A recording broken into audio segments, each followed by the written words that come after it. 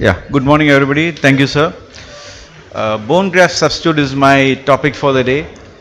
Whether you like it or not, bone grafting is one of the most commonest procedure being done by orthopedic surgeon. Whether you are in trauma, spine, hand, foot and ankle, arthroplasty, you need to have bone grafts. Let us look at this scenario. This patient is come with fall, with pain in the knee, taken an x-ray, you see something there, not really clear.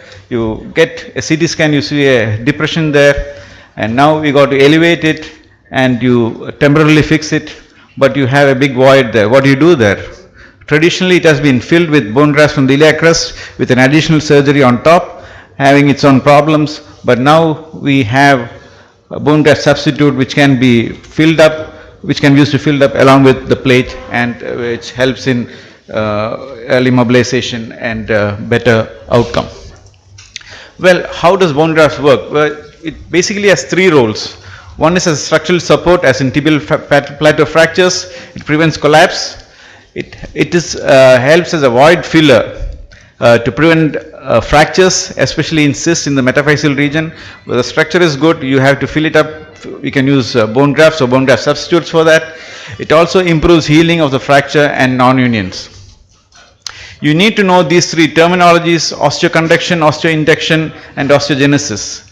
Osteoconduction means it provides matrix for bone growth.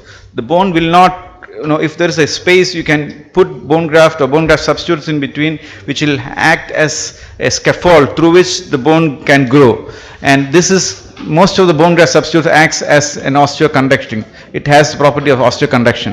Some of them do have osteoinduction. What do you mean by osteoinduction? It is by the growth factors which will encourage the mesenchymal cells to differentiate into osteoblastic cells and thereby encouraging bone healing.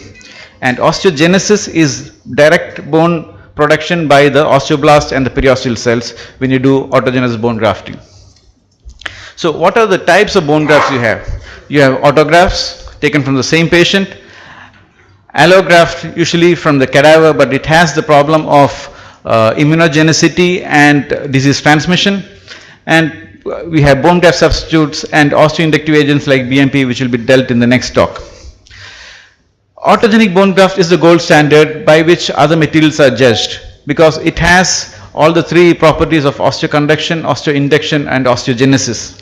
But it has its own drawbacks like limited supply and donor side morbidity like pain and probably hernias and things like that. So what are the potential role of bone graft substitutes? It usually works as an extender. You have bone graft, but it's not good enough or enough for you to fill up the space, so you can use bone graft substitutes to increase your volume, whereby it acts as an extender, and as an extender it also helps in enhancing bone healing. Once you fill it up, your stability is more, so enhances bone healing.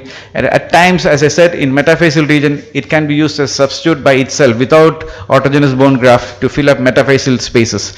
I should emphasize that it is used only in metaphyseal spaces by itself, and it is not used in diaphysis. So what are the different types of bone graft substitutes you have? You have calcium phosphate, calcium sulfate, collagen based matrices, demineralized bone matrix or DBM, hydroxyapatite, tricalcium phosphate, and osteoinductive proteins. And the properties of these different bone graft substitutes vary, and you should know about that. One of them is resorption, how fast it resorbs, and how it's one of the properties we should know. For example, calcium sulfate, it rapidly resolves in 6 weeks. It goes off. You don't see any more of calcium sulfate. So it should not be used for instances where you need to have support for longer time. At the same time, hydroxyapatite, it takes very long time, and it might stay without getting resorbed. So you have the problem of hydroxyapatite also. So at times you have combination of these products to optimize the rate of resorption, and the rate of resorption also depends on the porosity and the geometry of the substitute. Yet another thing is the mechanical property. It again varies from component to component. Calcium phosphate cement has the highest compressive strength, so hence it is the substitute which is used for supporting the subchondral bone, especially in the paste form. And it's very important that these bone graft substitutes are designed to be used along with internal fixation. It should not be just because there is, if you're doing a trauma case and you're elevating the articular surface, you should not just put the graft substitute and come out. You should always augment it and support it with internal fixation. This is an example of lateral condylar fracture done with minimally invasive techniques. You lift it up and you use calcium phosphate cement to fill up and use lag screws to hold the articular surface in position. See, this is what you do with the injectable cements. You can do a retrograde filling, you can fill up the cavity, and once it hardens, it gives much greater compressive strength, whereby it has the theoretical advantage of early weight bearing. What about calcium sulfate? It is an osteoconductive void filler, but very low compressive strength, so it has no structural support. It should not be used for structural support. It resorbs rapidly, and Osteoset is one of the trade names which is available. Okay, so it can be used as a graft extender. It is available in different forms like pellets, beads, and injectable. The advantage of beads is that you can prepare your beads and add the antibiotics which is appropriate, especially in infection. If you want to local delivery of antibiotics, you can use calcium sulfate pellets, add on your antibiotics which is sensitive, and deliver it there. At this example of tibial fracture, wherein the antibiotic antibiotic loaded calcium sulfate, you can see in 6 weeks it's completely resolved. We don't want any foreign body. But if you use methyl methacrylate with antibiotics, you got to do another surgery to remove it. So if you use calcium sulfate, you don't have to do that. It goes off and it unites in 6 weeks, or sorry, 3 months time. Demineralized bone matrix. What is this? This is nothing but human cadaveric bone which is smashed down to small particles, and acid extraction of it is done, taking out the minerals, and you have collagen, non-collagenous proteins, and BMPs along with this. So the presence of BMP gives the added advantage, if at all it is there, it gives the added advantage to DBMs to other bone graft substitutes. But however, it has to be sterilized because it is from allografts, and once you sterilize it, the amount of BMP reduces. It is again available in different forms like gel, putty, or strips, and it is usually combined with other cancellous bone and other bone graft substitutes, and this is usually used in trauma cases, even in diaphyseal regions.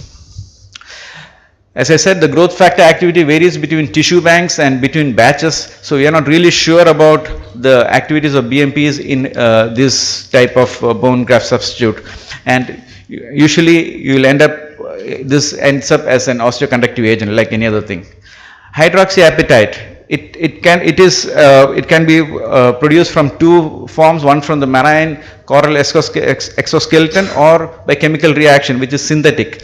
Both are available. If you look at the left side, you can see on top is the cancellous bone, down is the hydroxyapatite. It looks almost similar. So this is yet another bone graft substitute which is available. But it is available in India, marketed by an Indian company, and the trade name is OsteoIn. It is synthetic hydroxyapatite. It's again available in different sizes and shapes. The only problem is very slow resorption. In fact, it might not be resorbed. So if you're using, and if you're looking at later on replacements, this is a problem there. You will have those residual hydroxyapatite sitting there. What is tricalcium phosphate? Well, this is yet another TCP or beta TCP is yet another form of bone graft substitute. It's available in different forms. It again has a compressive strength slightly less than cancellous bone, and it's the trade name for that is Cron OS from Syndus, and conduit by Depew. This again can be used as a bone graft substitute in the metaphyseal region.